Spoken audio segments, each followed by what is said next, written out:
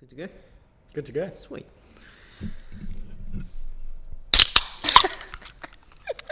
In unison. Love it. Cheers, lad. Cheers. All right. This feels very strange, being here again. It's Groundhog Day. It's first try, promise. Anyway, welcome back. We are back in with a new, I'm calling it a new season. Mm-hmm. Basically with every technological advancement that I make, I sort of call it the start of a new season. Yeah. And also, fittingly, most of the old seasons have like 10 episodes per. So I think that kind of works out. Yeah. This is hopefully going to be the last development. I don't think there's any higher I can go, or any higher that I would want to go. Yeah. But we'll see. We'll see how we go. But yeah, welcome back to a fresh new episode of Prime Ratio. I'm host Felix, and I'm joined by guest Max. Guest Max, hello. How's it going? Going well. Going well. For those of you who know me, you will know that we've been in this scenario before. I put out earlier in the week. I put out a sort of solo update episode. For one, testing out the new audio equipment that I have, and for two, testing out just like a new format of like a video format. Which reminds me, the video version of this podcast is going to be available on our new Patreon page. So if you would like to see the people behind the voices, or just the sort of physical shenanigans that go on, I assume. I'll be honest, I can't remember if there's any physical shenanigans that happen. You've never been jumped or I've never been jumped, no. It's disappointing, but that's fine. Then head on over to there. Hopefully by the time this goes live, I will have that set up, because I haven't done that yet. But I've got a few things in the works. This is like foreshadowing more than anything else. Mm-hmm. How much is Patreon for users? That is one of the things I have not set up yet. Oh, really? Yeah, I want to have it be like a pay what you feel kind of thing. I don't know if that's something that I can do. That's one of my tasks for this evening, is to see if I can do like a tiered. I mean, there obviously is a tiered system for payment, but yeah, whether or not I can just set it as whatever you want. Yeah. And in that way we can have more resources for like new video ideas, more ability to do more. Yeah. That's a sentence. But yeah, what's been going on? What's new? It's kind of the same old, really. Yeah. I'm just, finishing uni on my second last semester. Very nice. Trying to ride as much as possible, but it's getting harder and harder. I'm house sitting for the infamous Rob Gaines at the moment. So looking after Chelsea. yeah, looking after the dog and the cat, and which has been nice with Antonia. Yeah, nice. But it does mean that you do have to coordinate what bike you have at what time. So yes. I went on a bikepacking trip this weekend and last weekend, and you got to make sure that you have all your stuff. Mm-hmm. Luckily we're not too far away from each other, but yeah, so that's been the theme of the last sort of few weeks, I think. And I love it. yeah, I still have not been to Rob's house. Really? Yeah. Yeah, right.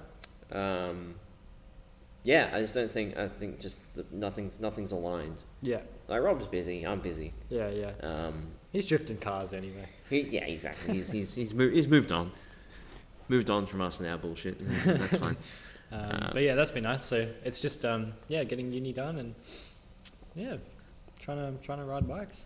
Lovely. Ride bikes and be merry. That's it. Excellent. Well, we don't really have a plan. We're just hanging out, having a chat. Mm-hmm.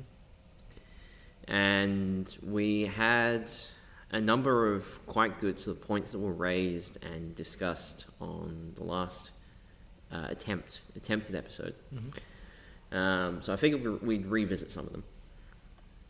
One of which was a story that I don't know if the video was live at that point, but you put together a video for YouTube and Instagram. You put up on YouTube? Yeah. Talking about, I think more of like a day in the life. You went and had a chat with Luke about getting your bike back. Yeah.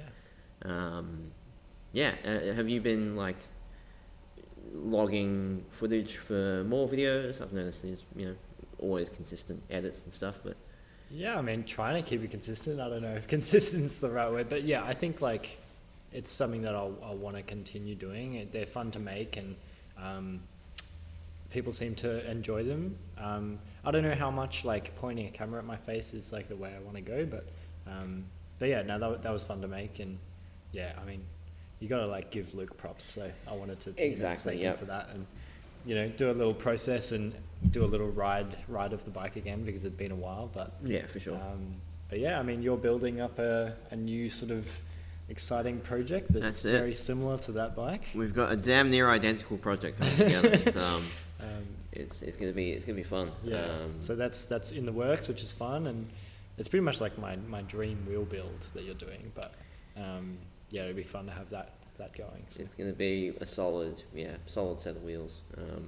I'm throwing everything at the wall with this one. Yeah. Yeah, bomb-proof.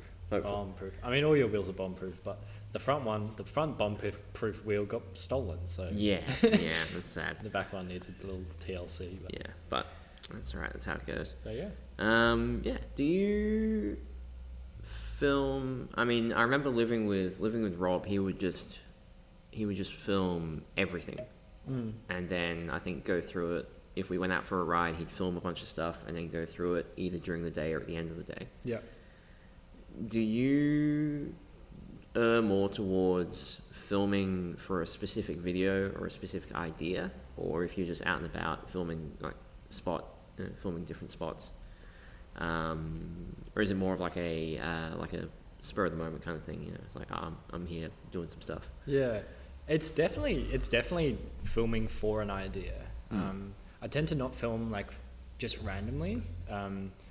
I tend to not really film at all. I used to quite a bit, but I don't know what it is. The last like sort of year or so, I really like I'm not taking as many photos as I used to and filming. But yeah, if I'm like filming, I'll be filming for an idea. And yeah, I find it's helpful to like edit it the same day, or at least like put them in order the same day. While the memory's fresh. Exactly. And the motivation's there, it's like I feel that. I have I don't even want to think about how many videos I've got backlogged. But I've set myself a task to edit at least 3 of them. Yeah. So I have stuff to post up. Because you get clips and then you're like, all right, this is going to go here.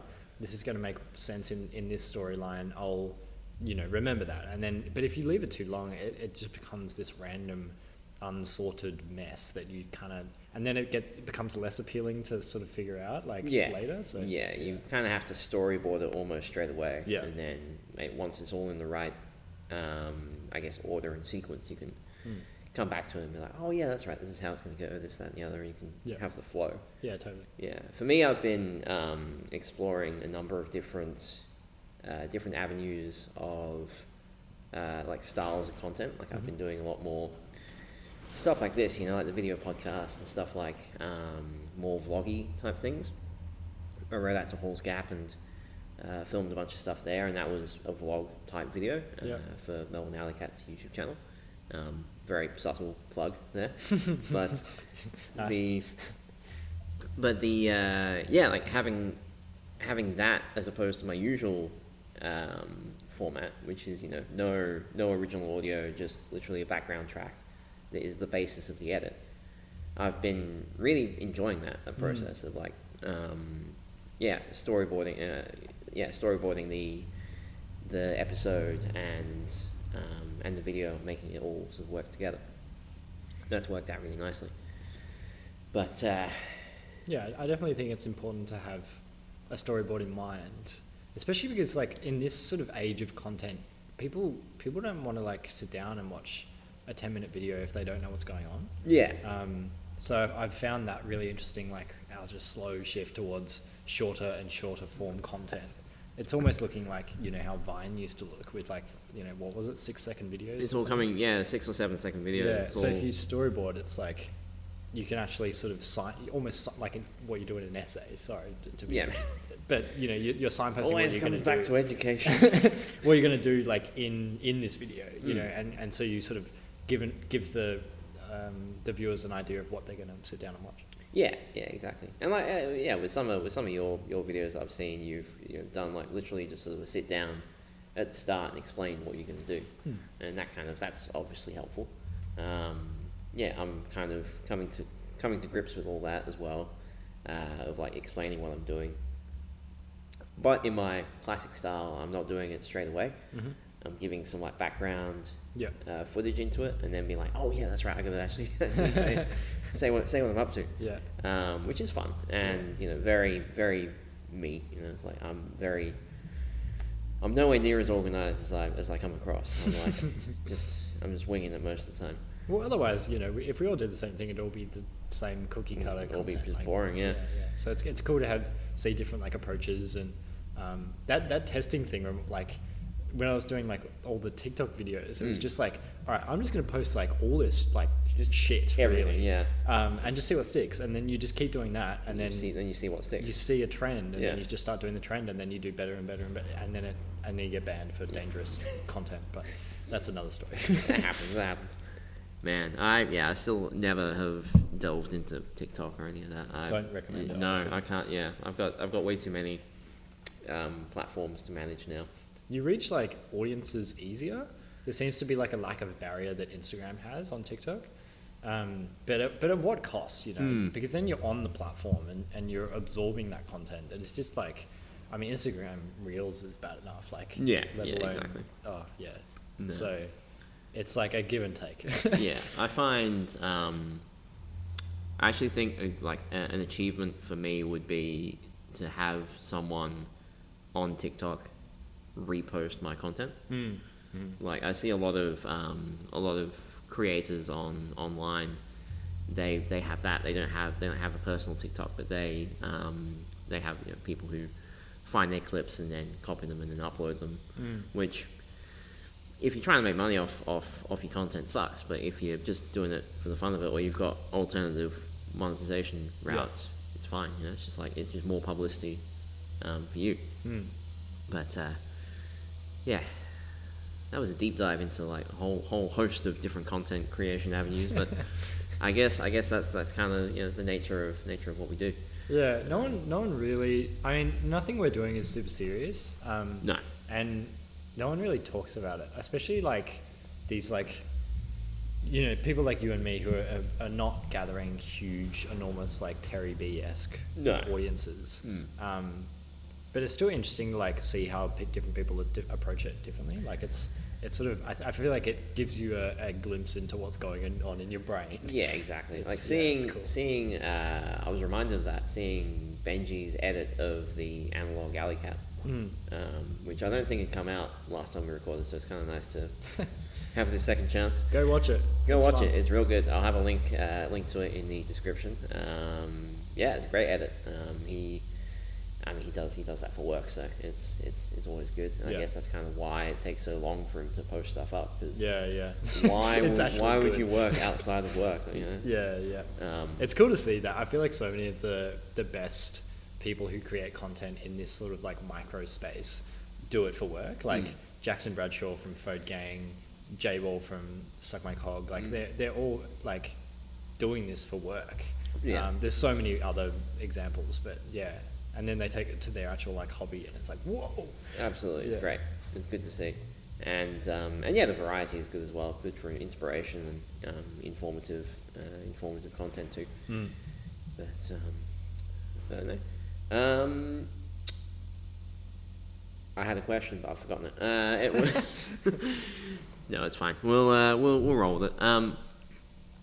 We've discussed, I think, at length a number of times on this platform the sort of Alleycat culture in Melbourne.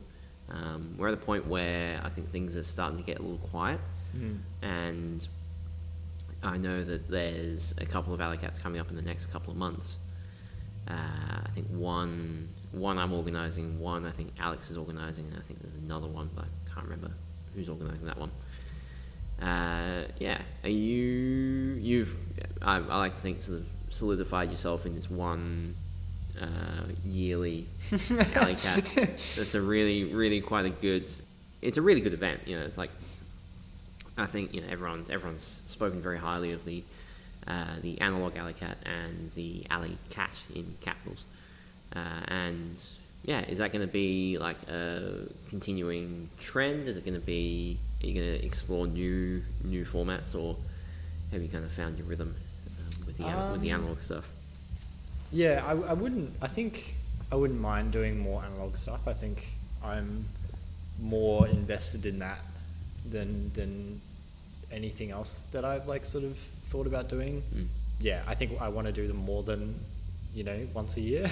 So maybe I think I'll like do one more this year. But yeah, I it's hard to sort of decide if you want to go for quantity or quality. Yeah. Especially with like the scene sort of getting a lot quieter now, as it always does through winter. But I think this is like, yeah, Melbourne fixed gear is undergoing or undergone a transition, at least since I like started riding in 2019, 2020. Yeah. But yeah, I think like you got to decide if you want to have like, because it's a lot of work, right? So you got to decide if you're going to sort of split that work up and spend less time organizing each one but have more, or if you're just going to do like a 1 or 2 a year big thing that you can sort of promote the shit out of and try and get everyone like super stoked for. Yeah. Because it's hard to. I feel like you're trying to herd cats a lot of the time, and it's like I just don't want to do that. No. I just want people to be stoked, and I'm trying to sort of keep that alive alongside everyone else who's like hosting Alleycats. I'm not by any means like you or Patches who have done this for a number of years, but yeah, it's a tricky balance. It is. I've found that I think last year I ran maybe three or four. Yeah. I think there was one that was particularly good. I'm trying to remember which one it was. It was one, the codes and the checkpointers. On the lock. It wasn't on lock. No, it was from last year. It was my brain not working.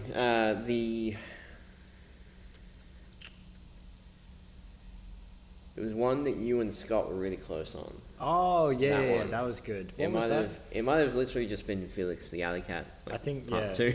Yeah, I was wearing the winnings from that. Yeah. Yeah, I think it was. And Sophie did like that graphic that you put on a t-shirt and yeah, that was a good one. That'll probably be the cover photo of this episode. Yeah, it's such a good shirt. Yeah. I told Sophie, I was on the phone to her the other day. I told her that you'd come into the shop with the shirt on, and I was like, hey, I know that shirt. That was definitely the closest Alleycat finish I've ever had. And it just made things so much sicker. Like, yeah, so engaging. Yeah, and that was like mainly inspired by, I think, your experience at ACMC, which was, you'd ride around, you'd find like registration codes or whatever at the base of buildings, and that was just dead easy. And so I had that, and then you confirm those codes with a checkpointer, and then they'd approve it, and so on and so forth. Yeah, but yeah, like having something like that, I've got I think more than anything, I'm moving towards that, less events but better organization, better experience. Like I'm starting to put some feelers out for running this next one, which will be in August, I suspect. Same one as I think the one we just mentioned. That was the shirt. That one will be really good fun. It'll take a number of different elements from past Alleycats and bundle them all into one, and have hopefully a decent prize pack and a decent number of motivations to do well. And then beyond that, I was reminded by a guy I work with of an old series of races that used to happen, and they were called, I think they were called Commuter Cup or something like that. Mm. And it was the same as the like the Canning Street like drag races, which was literally just a straight line from like point A to point B and then back to point A. And the end of it, yeah, more or less, you ride out to the end. There'd be a checkpointer there. They would witness you, or maybe give you a stamp or whatever, and then you'd haul ass back. Straightforward, maybe like a number of heats, so you could be a bit more organized with it. And that was all it was. And it was like a number of different events like that happening over the course of like a few months, where you have different areas, like they mentioned Canning Street, they mentioned Beach Road, they mentioned Flemington Road, I think. And so all these areas, which are like really quite nice to bomb up and bomb back down. I'm kind of thinking bringing that back, which would be fun. Yeah, that'd be fun. Maybe in the summer I'll do a little mini series of commuter cups or whatever other fun name I'll come up with for that. Yeah. But yeah, they take a lot of work, man. Like, yeah, I remember realizing that for the first time doing the first one. It was just like oh my, sort of realizing like what you want to be doing. Because I feel like, I love hosting things, but I also just want to ride. Yeah. And it's hard hosting Alleycats because I'm when like, you can't ride it. Yeah, because I'm trying to be like, I'll be like, oh, I had so much fun. I'm like, yeah, cool, host one so I can race. Yeah, exactly. So it gets hard, like when I feel like some people are just naturally hosters. I think Q is one of them. Q's one of those guys who like loves to host an event. Like he of Burns Brigade fame or infamy, one or the other. He notoriously ran a annual event, funnily enough called the Annual, which was like essentially a end of year, like a Christmas breakup for the scene. And I think that at some point, maybe years ago, he did like a Christmas like present run where people would rock up and like buy gifts and then donate them to a charity, which was really fun. And so but he's done really good things with the community and like kept it all going. And I think Burns Brigade like will probably become a bit more dormant, but the community's still there. And I think people are talking about organizing their own annual at the end of the year, just because it was a great event and it'll be a nice time of year. And he'll do it again. Yeah, exactly. He's actually fooling himself if he thinks he's not going to do it again. We know you, Q. You're not out of the woods yet. Yeah. But we also touched on a question, a hot topic question from one Callum Jeffries, who had sent in a hot take, which I don't think I've brought it up with anyone else, so we could revisit it, and I can edit this to make it seem like it's the first time. It's so funny. I'm like, it's major deja vu going on. I'm like, absolutely. Yeah, what did I say? I'm trying to follow the timeline exactly. But so the question that Callum had was, or rather the hot take was that the culture around, or rather the style, fittingly enough, the video style of like chase videos, Alleycat event videos, and otherwise urban maneuvering is cultivating a unhealthy, reckless, essentially that's right. Yeah. Bring up bad riders. Yeah. Who either like are way too risky, don't follow rider etiquette, or I'm not even going to mention the road rules because that's out the window already. But like it just cultivates a bad culture around the concept of like riding a bike in a city, just for the sake of filming a video. And yeah, I think it was the things that you don't see in those videos are what mainly brings organizing my brain. What mainly brings the things that you don't see are what makes those videos seem so spontaneous and on the spot. Like, if you watch, say, a Terry B video, like if he's, say, chasing someone through an alley during an Alleycat, or doing like a hotline, that's already been like pre-established. Like, he knows roughly where the rider's going to go. He knows more or less how to maneuver and how to keep up and how to follow. The rider's a professional and isn't going to risk life and limb for the sake of a few clips.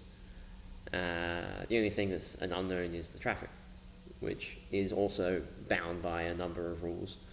So it's a lot more controlled than it seems to be, and it's been very cleverly edited to make it seem like it's a bit more of a Wild West out there. But and yeah, like people watch that having no real world experience of riding a fixed gear bike in a built up area, and then go out and try it and get into all sorts of grief, which happens all too often. But does it? I mean, nothing that I've noticed, but yeah, I don't know if I agree with Callum necessarily, but I see like how it could.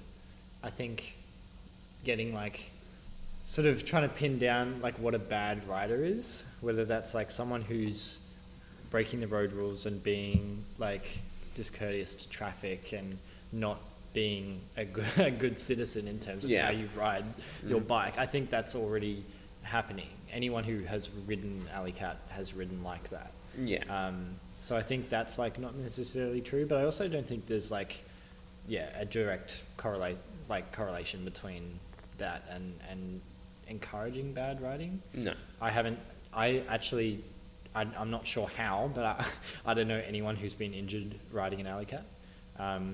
I hear about like the occasional death, but it's usually from couriers. Yeah. Who are working. Yeah. And it's not Alleycats. So yeah, I mean, I see like how it could, but I think if you follow that line of reasoning down the train, then you're going to sort of stop encouraging people to ride Alleycats, and that's not what Callum's doing. No. So I appreciate the thoughtfulness, but I'm not sure if I necessarily agree. Yeah, it's one of those things where like the content of those videos is usually people who know what they're doing, know their limits. Yeah. And the culture of riding Alleycats is very much the same. It's people who know what they're doing. They have a decent amount of control over a bike. Alleycats are inherently for messengers. This is how it like happened. Yeah. They're for messengers to show off their skill. That's like how they came. Or the practice, practice different things, and like that's kind of I think why we like them, because a decent few of the crew that shows up to Alleycats actually are messengers, and they typically do pretty well. And yeah, that's it's all part of the fun, like riding around as fast as you can, faster than the law will allow, which is usually how I describe it. But no, it's a good culture, and I think it's the barrier to entry. I think is muddied a little bit by the media that's out there. Like, as I say, the videos out there are a lot easier to watch than to actually do, and most of the time that's all controlled and not scripted per se, but it's predictable. Predictable if you I guess chase the person filming. Like people who chase me, they kind of see what sort of stuff I do, and I'm usually trying to stay out of everyone's way, more or less. Mainly because I don't want to impact the outcome of the race, and also like keep it as authentic as possible. Like I think there's clips from the analog Alleycat. I think it was Nick had a GoPro on his helmet, and he filmed an edit. He posted it up, And yeah, you can see some moments where he was chasing me, and like in the edit I put up, it was the same thing. I could see him passing, and I was like, oh shit, this guy's here, that's cool. But yeah, I don't know. I'm not sure where I was going with that, but it's I think Do you agree? I know your stance now, but yeah. Overall, I think the premise of the hot take is, I think it is a hot take. I think the premise is sound, but I think in real life it's not a thing that actually happens. Like, yep. People aren't watching these videos and like going out and trying to do the same thing. Like, especially not here. Like maybe in the US, like, where it's a little bit more fast and loose in how things are run. But yeah, here in Melbourne, definitely not. I think it's more just like, entertaining, aspirational maybe. But yeah, no one's going to go out and like try all those sort of crazy maneuvers, because the traffic doesn't move that fast, or in that way. And drivers are dicks here, so you can't. I feel like drivers are dicks anywhere. But. Yeah, this beer's going down too quickly. But doing another throwback, it's not one that I presented to you last time, but it's one that I think is somewhat relevant, considering the subject of our last phone call, which was a hot take from a young member of the crew, Tom. They said that silver spokes 90% of the time look better than black spokes. And we discussed this. I think it was in their episode.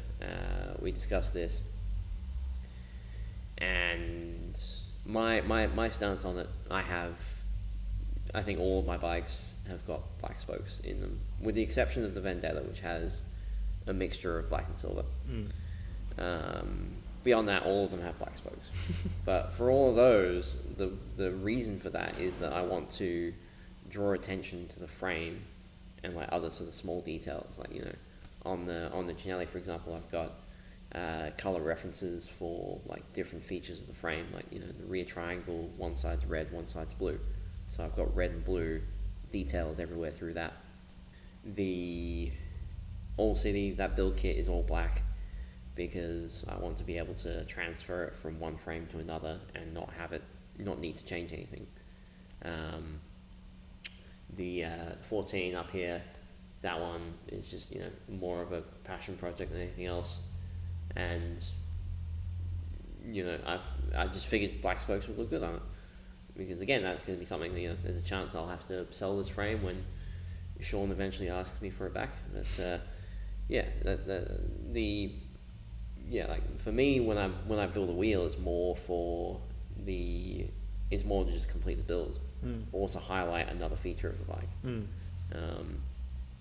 And I've done a few builds with a mixture of black and silver spokes, where it's like you make a cool pattern or something like that. I did that with my JRI 80 proof frame, and I actually did it backwards between the wheels. So the front wheel had like a opposite pattern to the rear, which was not intentional, but it made it a little bit different. And I don't know. I'm a fan of just black spokes, because it isn't as showy. It doesn't show up as well. I've heard a lot of people talk up silver spokes. Deacon Wong in LA is one. He's like, please get silver spokes. Like, they look really sick on video. Yeah. Especially like if you're doing like a fisheye angle real close, they sort of like glint. Yeah, you can see those like little highlights. Yeah, and I agree with Tom. Like, I think they are nicer 90% of the time, I would say. But I feel like with this build I'm doing, it's like the other 10%. It's like a full murdered out build. Like, that was exactly how you described it to me. Yeah, I called and asked what color spokes you wanted. Yeah. And you were like, what do you reckon? The rest of the frame is completely murdered out. Yeah. I was like, okay, cool. Although you've made me question what nipples to go with, though. Because it's like black spokes, but do you do black nipples as well with silver hubs? I was going don't to know. do silver nipples Yeah. because that Choices. because there's gonna be other like non-black features on that bike. Yeah, Like, you know, yeah. there's gonna be bolts and like Yeah. you know, chainring bolts or whatever that aren't necessarily black. Mm. And so having those little bits of silver everywhere kind of ties it all together. Yeah. And if you got black rims, like it would be nice, I think. Yeah, there are rules to. Well, I mean, not official rules, but there are rules to Aesthetic rules. aesthetic rules Written in the cosmos. written in the in the opinions of purists that you know, about how you build a bike if you're going to build it as a custom, and that is, you know, like the color of the cranks should be the same as the color of the spokes and the hubs. Oh, really? I mean, this Man, I have not ever heard of that. That's this is something that I follow. Yeah, right. Which is that, you know, if you have black hubs, you get black cranks. If you have like, you know, the color of your rims is the same color as your chainring. Maybe I shouldn't have gotten rid of those silver Omniums. You can buy them back off me if you want. No, the color of I think it was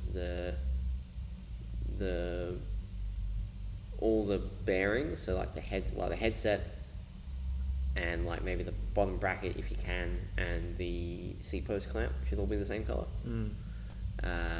Like bars and seat post should match.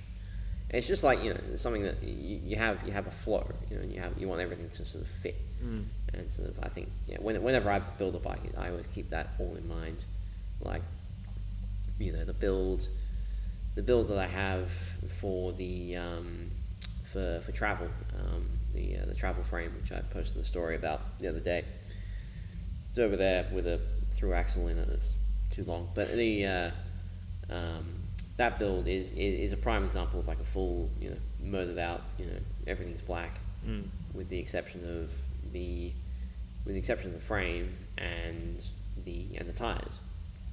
And the frame's like a smoked, you know, it's a smoked like bronzy type color, and the tires are tamel, so it all kind of fits and, you know, works together.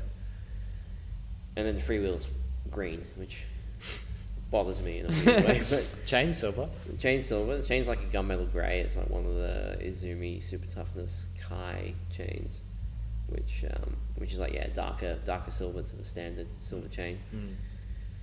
And so, yeah, it's, I don't know. And then, yeah, there's little elements of different colours, but anyway, I say I'm not very aesthetically motivated, but I have a feeling that I am very aesthetically motivated. Yeah, I don't believe that for a second. No, it's, yeah. I mean, yeah, if you look at your can't- bikes, like, I can't deny any of that. that's pretty funny. But,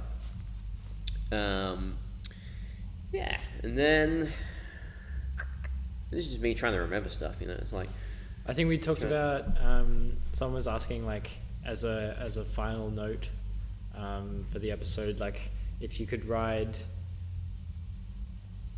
oh, what I think it was one that I'd like mixed in with another one, which was like, what discipline of riding That's right. either would you not voluntarily do, or do you want to like advance more into? Like, you know, where do you either want to go, or where won't you go? You can take it in either direction. I mean, I think I remember this. I think I said unlikely to go for trials and for artistic cycling. Yeah, that's right. about it. That's like, right. You know, those upside down handlebar, like 1-to-1 ratio bikes. Doing like pirouettes and shit. They're sick. Like, Yeah. they're so cool, but the chances of me investing money in a build like that and the chances of investing money into like a trials build Yeah, are pretty low. yeah, for sure. I think, yeah, that was my answer. Wasn't that from Ramsey or something? That was one of Ramsey's ones, I think. Yeah. Well, That's a good one. Ed asked one, which was when you were meant to show up, but I think you just forgotten. Oh, that's A right. while back. Oh, that was not a fine moment for That me. was like that was terrible. That was one from Ed. He said, "Yeah, is there anything on a bike that you wouldn't do?" And then Ramsey asked. Ramsey actually asked something about like the future of the scene, like, or the future of the That's right. the discipline. Yeah. which, you know, is probably a question that, you know, is relevant, but also like considering where we're kind of doing it and writing that future as we go. It's not the sort of thing that we could reliably comment on at any point in time. Because, you know, we're just hanging out riding bikes, you know, like whatever will happen, I think. Like there's definitely been like trends in the scene, and we're at a different point now than we used to be, but that's like no conscious choice. That's just like what happens. For sure. So it's a good question, but I you know, I don't think we should be like too fussed about the answer. Let's just say that. No. I do have one little thing that might be quite fun. And then we'll wrap up. We're at 40 minutes right now. Oh, nice. Which, you know, time flies, man. I remember last time I was like, what? Yeah, right. The thing that I want to know that I think would be fun is, actually there's a couple. One is born from a series of videos that is soon to come out on Melbourne Alleycats YouTube channel. The other is what I'm going to ask you now, which is, what piece of knowledge that you possess is like the most niche, unexpected thing that you've either learned from talking to someone or learned from experience that you hold as invaluable, and like is like it impacted your day-to-day life. I probably could have in anything or in bikes. Yeah, it could be in anything. But, you know, like this is a cycling culture related podcast. You know, probably want to keep it somewhat relevant. You know. Oh man, you've totally stumped me. If it helps, I have one, which is why I brought it up. Yeah. One thing that changed how I ride and how I treat a certain aspect of my bike is how to lock your bike up. Oh yeah, right. Years ago I used to work in a shop in North Melbourne, and it was a shop that sold like Dutch style bikes, and the Dutch style bikes typically have a rear wheel lock that's bolted to the frame. And the guy came in and we were talking about locks and all this stuff. We spoke for, I want to say, easily half an hour about the psychology of locking a bike up. And it was great. It's served me so well in my, you know, years since then of retail, working in bike shops, where someone would say, hey, you know, I'm after a lock, this, that, and the other. And you have the classic example lock at the front desk, which is like one of those cable locks, and you pull it out, get a set of side cutters, and be like, wait, this is how easy it is to cut. And then once you convince the customer that the higher security, like D-lock or folding lock or whatever, is more worth it, you can go into this, which is that locking a bike up, if you are going to lock a bike up, lock it by the frame and at least one wheel. I do mine through the rear triangle and through the rear wheel. On the upper chainstay or the upper seat stay. Sorry, through there and through the wheel, like that does everything. It fits, and you can do it with a D-lock. And then that way you can do it with most D-locks. The other upside of that is that it locks the bike in a certain position, so it can't fall over. Yeah.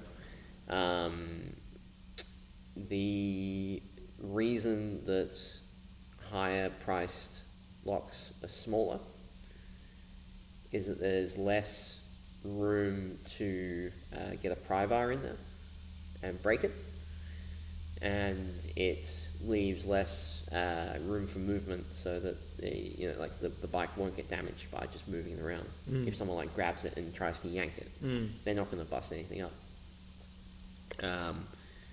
Putting a lock, I think it was setting it like high, like higher up on the bike. If you lock it low, then if they have bolt cutters, they can leverage against the ground.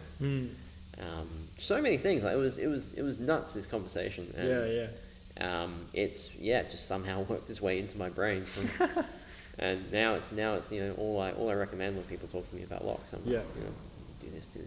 So, that's awesome. But yeah, I mean, I'm actually really disappointed that I don't have something. I'm sure I'll leave this room and I'll think of something straight away. But two things came to mind. One was the slow realization that alloy is the best frame material. Mm-hmm. It's cheap, it's durable, you can bang it up and it won't rust. Like you can ding it and just put it back into place or do nothing, and it will still ride fine. Yeah, sure. But that's not niche at all. That's just a personal opinion. Yep. But I was also thinking, so I ran this bike packing, or I helped lead a bike packing trip, a beginner bike packing trip with the Melbourne Mountaineering Society or club. And so it involved a lot of sort of going over some information for these newer bike packers or people getting into cycling that most of the people listening to this podcast would know. I would guess. I would say so. Just from being around the scene and but they were talking about brake usage, and just learning how to brake. I feel like it's so so many people actually don't know. They get away with it. It's less specific to fixed gear, I guess, because you brake obviously on a brakeless fixed gear very differently. Yeah. But some things do still apply. Mm-hmm. If you have two brakes, you should be using your front brake more than your back brake. Yep. It's more you get more braking power. Mm-hmm. And also braking before the turn. You hear it all the time. Brake preemptively. Preemptively, yeah. Or don't brake at all.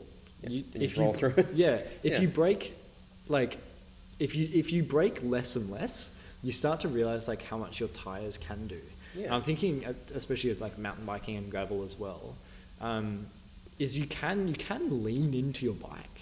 Absolutely. You don't have to, feather the brakes as you go through the corner. Yeah. And if you're doing the sharpest apex of your turning when you're braking, you're going to slip out at some point. Absolutely. So I was thinking about that this weekend. I was they were oh, and it was cool seeing some of these people realize those things, and it was try braking with your front, and then they're oh, but what if I go over the near? It's that won't happen. Just don't slam on it. Yeah. Even if you slammed on it, you would just go into the bars. You're not going to go over the bars. Mm-hmm. But yeah, I'd say how to brake. Solid. How to brake. That's good. Yeah. There's another thing I hear a lot about from customers in various shops of they come in and their rear brake pads is gone and the front ones are completely fresh. It's change your behavior, my friend. Come on. It is one thing that people either they hear a story of someone who's gone over the handlebars in realistically an emergency stop situation. Or they've done it themselves when they've maybe been learning or in a similar moment. But realistically, if you're sitting on a bike as per normal, 80% of your weight is over the back wheel, and if you hit the front brake, and only the front brake, it's going to take a lot of force to get you over that. You're going to slide out before that happens. I'm going to do one more. That's more fixed gear specific. Okay, what you got? I remember learning to jump on a fixed gear for the first time. Mm-hmm. And still today, I'm astounded that more people aren't able to comfortably jump up curbs, especially if you're riding Alleycats or something like that. Yeah. But I was just gonna say the how valuable it is to learn how to jump on a fixed gear while still pedaling. Yeah. So you're maintaining your speed. You're not having to do this awkward put pressure on the pedal to on the back pedal and pulling up on your front pedal with your strap to go and you're using all this pressure to put the cranks backwards. Yeah. If you just keep going forward, and if you learn how to pick up the front wheel as you start to put the majority of your power in your preferred leg down, you can maintain all this speed. Yeah. And you go faster. You can actually jump higher, I would say. Yeah. Obviously, you can't do anything fancy like a bar spin or anything because your cranks are moving. But yeah, I would say that's like, it's something that's like kind of fun to learn, and it's something that it sticks with you, and it's super invaluable, especially if you're riding a brakeless fixed gear. Exactly. And if you ever like get into a bit of trouble. Yeah, for sure. No, I feel that. Yeah, that's good. Yeah, learning how to lock your bike up, learning how to stop, learning how to jump. recovering some good basics. Right? I quite like that. But if you're jumping on not a fixed gear, do not pedal through the stroke. Don't do that. It's a bad idea. Oh man.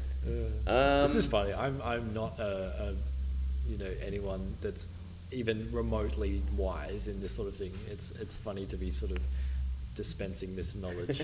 I do not feel qualified. That's okay. I've never claimed to be qualified. I know I fall into the category of probably the qualified, but it is what it is. And the majority of the time I just lead by example, but advise people not to pay attention to most of it. That's no fun. We'll wrap it up here. I will eventually have a pre-recorded outro and intro thing. Haven't done that yet, but we're gonna roll into Patreon and get another beer, because that was exactly one beer's worth of podcasting. It works out nicely. It's a unit of time. It works. Yeah. But yeah. Thanks for that. Thank you for coming back and redoing what was lost. That's okay. I'll do anything. We just won't talk about it. It's like, but yeah, this has been Prime Ratio. I've been Felix. This has been Max. We're gonna talk shit a little bit more, and then I guess go about the rest of our lives, because that's what we do. See you next week. Goodbye. Thank you for listening to that episode of Prime Ratio. If you have a hot take, a controversial opinion, or a story, anything fun, feel free to send it through to us via email at ridebikesandbemerry@gmail.com, or hit us up on Instagram at Melbourne Alleycat. That's MELBURN Alleycat. Alternatively, you can hit both Max and I up on social medias. On Instagram, it's probably the best bet. Max, your handle is Maxfxd. That's MAXFXD. And I'm Felix the other cat. So that's as said, spelled like it sounds. If you ride bikes and you want to ride bikes with like-minded people, come and ride bikes with us. We run a weekly group ride on Monday nights, meeting up at Melbourne Museum at 6 p.m, rolling out at 7. All bikes, all abilities, all riders are welcome. It is a fixed gear Melbourne group, but we accept everyone who rides bikes with two wheels.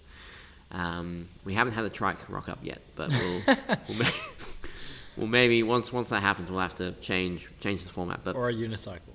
Unicycles are probably the original fixed gear, so we could play around with that. Fixed wheel. That's it. Come along. It's a good time. The first Monday of every month is usually a beginner-friendly ride, sub 15-kilometer distance, party pace, avoiding main roads, and ending up at the Catfish for a beer and a Philly cheesesteak. That's all the things I need to cover. This has been Prime Ratio. I've been Felix. This has been Max. We will see you out on the roads or on the airwaves. Video version is up on Patreon. Sign up and check it out if you feel like it. Audio version, as per usual, is here. You're listening to it, so that's fair. That's it. We're going to wrap it up and get out of here. Catch you later. Catch you later.